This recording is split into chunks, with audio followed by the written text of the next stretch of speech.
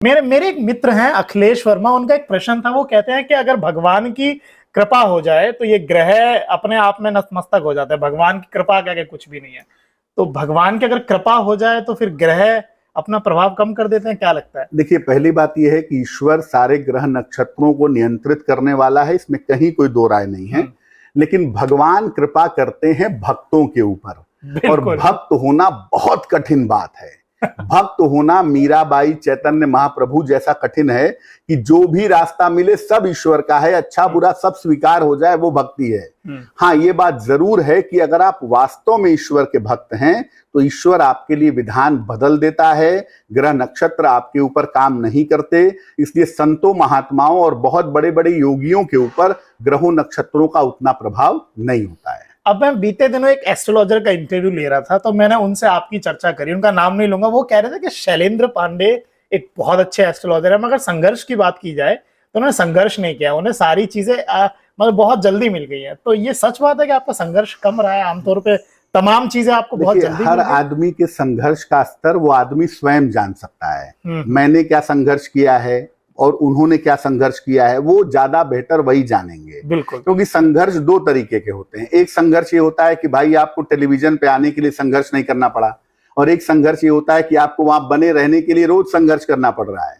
तो संघर्ष कैसा है, मानसिक है, शारीरिक है, ये आपको देखना पड़ेगा, समझना पड़ेगा। और मैं समझता हूं कि हर आदमी जो बड़े से बड़े सितारों में पैदा हुआ, चाहे वो अभिषेक बच्चन हो, चाहे वो छोटे से छोटा आदमी हो, हर आदमी अपने लेवल पे संघर्ष करता है, हम जानते हो या ना जानते हो। तो अभी अगर मैं पूछूं आपसे, वैसे इतने व्यस्त हैं, 5 साल के बाद फिर भी शैलेंद्र पांडे साहब कहाँ देखते हैं अपने आप को? देखिए, मुझे लगता है कि मैं कुछ किताबें वगैरह लिखूंगा मॉडर्न एस्ट्रोलॉजी पे, और खास तौर से मैं कोशिश करूंगा कि स्पिरिचुअल एस्ट्रोलॉजी पे काम किया जाए। क्योंकि ज्योतिष का जो मुख्य उद्देश्य था वो था कि मानव अपने कम समय में जीवन जीते हुए ईश्वर को प्राप्त कैसे करे। ज्योतिष उसमें कहां उसकी सहायता कर सकता है, इस विषय पे काम करने की कोशिश शायद मैं अगले 5 साल में आपको करता हुआ दिखाई दूंगा। और वो किताब लिखेंगे? और वो पुस्तक। उन किताब का उद्देश्य क्या होगा?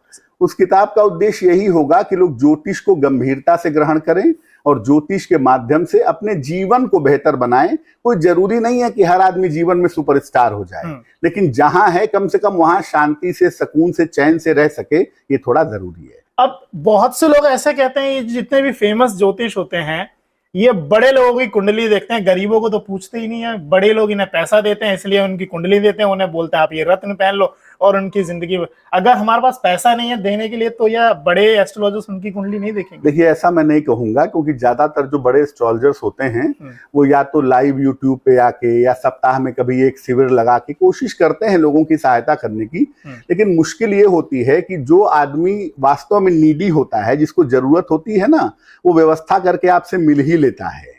जिन लोगों को टेस्ट करना होता है कि हम देखें कि ये सही है या गलत है, वहां पेच पैदा होता है। अदरवाइज जिसको जरूरत होती है वो मिल भी लेते हैं और ज्योतिषी उनकी सहायता कर भी देते हैं। हम बिल्कुल ऐसा नहीं कहेंगे कि जो टॉप सेलिब्रिटी एस्ट्रोलॉजर्स हैं वो किसी गरीब की सहायता नहीं करते हैं। मैं इस बात से सहमत नहीं हूं। अब रत्न भी काम करते हैं या उपाय काम करते हैं?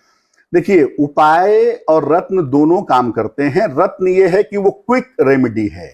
आप मंत्र जप नहीं कर सकते, आप अपने जीवन में डिसिप्लिन नहीं ला सकते, तो ऐसी स्थिति में आप रत्न पहनते हैं, वो क्विक आपको फायदा या नुकसान पहुंचा देते हैं। लेकिन अगर आपको लंबे समय तक फायदा चाहिए या परमानेंटली कोई सोल्यूशन चाहिए तो उसका रास्ता फिर ईश्वर ही है, उसी की शरण में जाना पड़ेगा। बहुत शानदार। तो आप ये मानते हैं कि ईश्वर जिंदगी बदल सकते हैं? बिल्कुल बदल सकते हैं। बहुत शानदार। तो ये थे हमारे साथ शैलेंद्र पांडे साहब।